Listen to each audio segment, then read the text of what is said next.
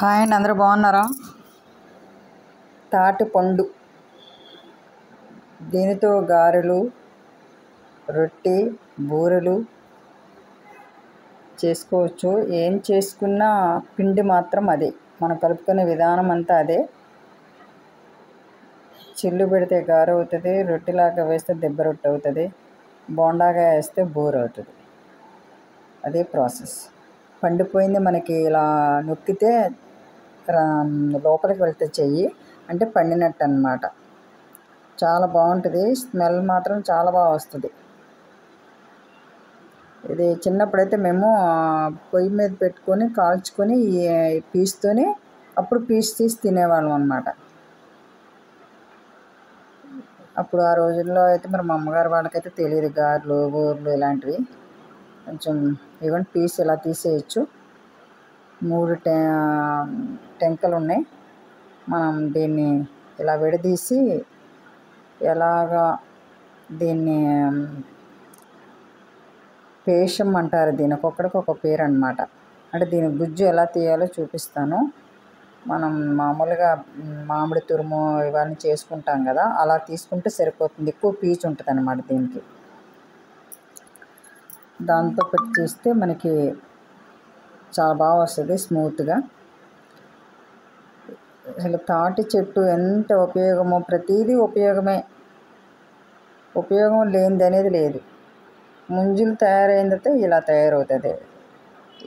తాటి పండుతో ఎన్నో వెరైటీలు చేయొచ్చు. ఈ టెంకలన్నీ కింద భూమిలో పాతి పెడితే తీగలు అవుతాయి.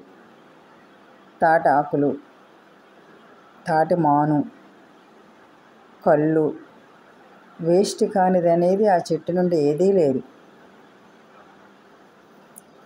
అంత ఉపయోగం. ఏదో సినిమాలో అన్నట్టు ఒక తాటి చెట్టుని పెంచుకుంటే సరిపోతుంది నీలాంటి కొడుకుని కన్నా అని, అంత ఉపయోగం అన్నమాట. ఇక ఇలా తీసుకుంటే మనకి చక్క గుజ్జులాగా తయారవుతుంది. మనం ఆ గుజ్జుని గారెలు, బూరెలు, దెబ్బ రొట్టె ఇవన్నీ చేసుకోవచ్చు. దీనికి కావాల్సింది ఉప్మా రవ్వ అంటే బొంబాయి రవ్వ, బియ్యం పిండి. మనం దేంతో కొలుసుకున్నా సరే, ఎవరి లోటా కానీ గిన్నె కానీ ఏం కొలుసుకున్నా 1కి అర ఉప్మా రవ్వ, అరేమో బియ్యం పిండి, అంటే 1 వచ్చేలాగా.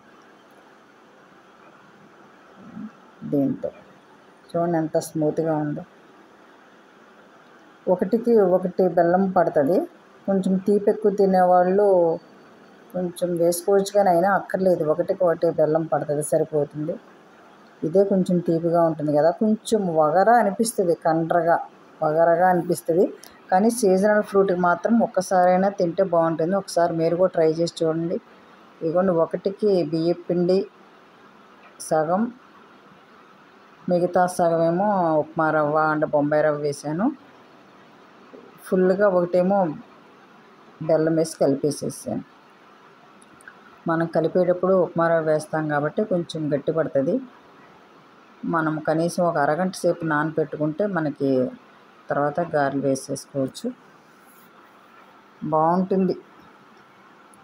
ఒకసారి మీరు కూడా ట్రై చేసి చూడండి. సిటీలో దొరుకుతాయో లేదో తెలియదు, కానీ మాలాంటి వారి ఊళ్ళల్లో అయితే దొరుకుతాయి. ఇవ్వండి, ఇలా కలిపింది కొంచెం గట్టిగా కలుపుకుంటేనే మనకి బాగుంటుంది. నానిపోయి మూత పెట్టేసుకుని అరగంట అయిన తర్వాత మనం తీసుకుని ఇక ప్రిపేర్ చేసుకోవటమే. మీరు కూడా ఒకసారి ట్రై చేసి ఎలా వచ్చినాయో చెప్పండి. కాకపోతే కొంచెం కండ్రగా ఉంటాయి, అలా అని ఏమనుకోక్కర్లేదు, బాగుంటాయి. ఒకసారి మీరు కూడా, ఎక్కువ ఆంధ్ర వాళ్ళు ఎక్కువగా వేసుకుంటారు, గోదావరి సైడ్ వాళ్ళు. మీరు కూడా ఈసారి ట్రై చేసి చూడండి. మీలో ఎంతమందికి నచ్చాయో కామెంట్ పెట్టండి. ప్లీజ్ సబ్స్క్రైబ్ చేసుకుని వాళ్ళు ఎవరైనా ఉంటే సబ్స్క్రైబ్ చేయండి. మీకు ఎవరికైనా సరే ఏదైనా వంటకం కావాలనిపిస్తే కనుక, నాకు చేతనైతే కనుక చేసి చూపిస్తాను.